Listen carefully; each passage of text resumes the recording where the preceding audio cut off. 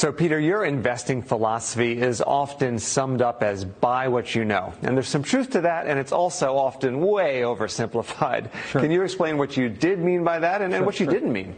Well, it bothers me that people are very dangerous when they invest. This word play the market, that's a dangerous term. But if you do some work, do some research, know what you own, look at the research, look at the balance sheet. If you could add 8 and 8, get fairly close to 16, you can find out this company has lots of debt, no cash, they're in trouble. You shouldn't own it. So a little bit of research. People are careful when they buy a refrigerator, careful when they take a vacation. And they'll put $5,000, $10,000 some stock to hear on the bus or to party. That's dangerous.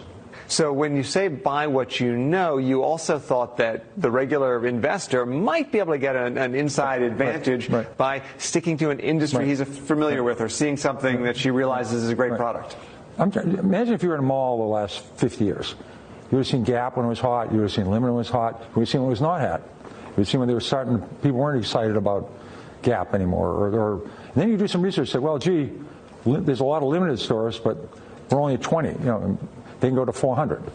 So you see a company. I did really well with Dunkin' Donuts, a local company. I did well with Stop and Shop. But people could see that this is really some people showing up, or I guess the Sunglass Hut, no one's there anymore. So I mean, that's research. That's fundamentals. But you don't leave the mall, though, and buy that day. You have to do some more work. That's the important point. Yeah. So today, there's so much information everywhere, information overload.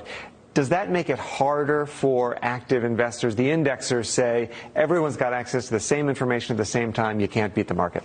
Well, the way you beat the index is you avoid the stocks to go down. You avoid the steel companies and the oil companies and Sears and Penny and where the companies are deteriorated. I mean, companies are dynamic. Behind every stock, there's a company. These are not lottery tickets.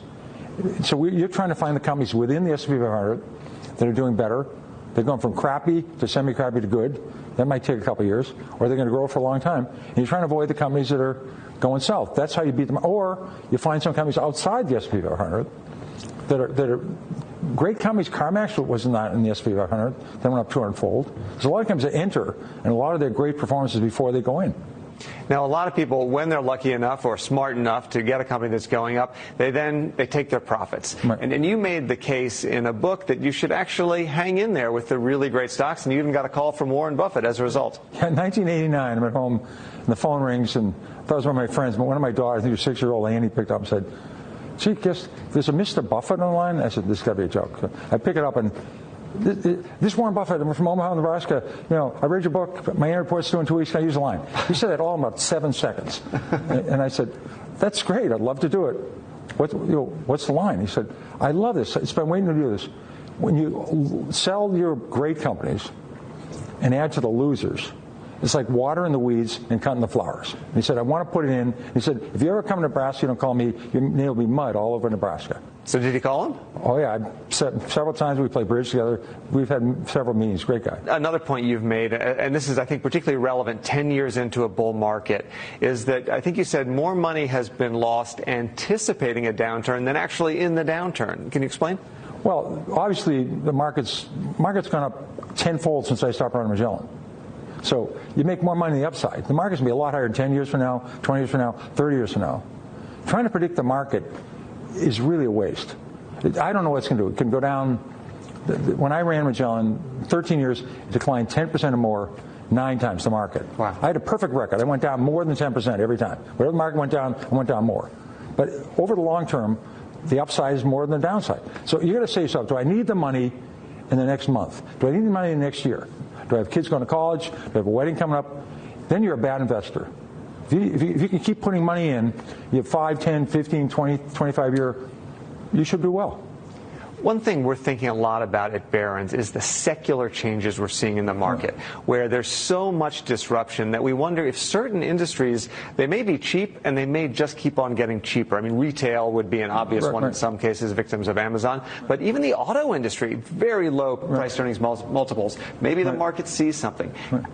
Do you think secular changes is moving more rapidly now than it did in the 80s when you were running money? No, I saw the textile industry deteriorate. I was recommending all the stocks on the way down. I saw the shoe industry go away. Industries can go from terrific to terrible. There's a great expression in the textile industry that helped me a lot. Textile industry, yeah. It's always darkest before pitch black. Just when you think things are terrible, they get terrible squared. I mean, so just because industries are getting bad, that's not a reason to invest. Wait for things to get better. Because, again, somebody might be involved in steel. They might be involved in coal. They might be involved in iron ore. They might be involved in plastics. They'll see aluminum pick up before I do. So that's a cyclical turnaround. That might last 2 or 3 years. You might see it way before Wall Street sees it. One broad area that you've recently said might be interesting is energy, and it's very unloved on Wall Street right now. What do you see in there? Well, the difference between a glut right now and a shortage is like 1 million barrels a day. You know, the world consumes 100 million barrels a day, 1 million each way. So if the economy stays okay, and these shale wells, you do 1,000 barrels a day the first month, a year later they're 300. Wow. And then they're 150. Big drop off. It's a real treadmill.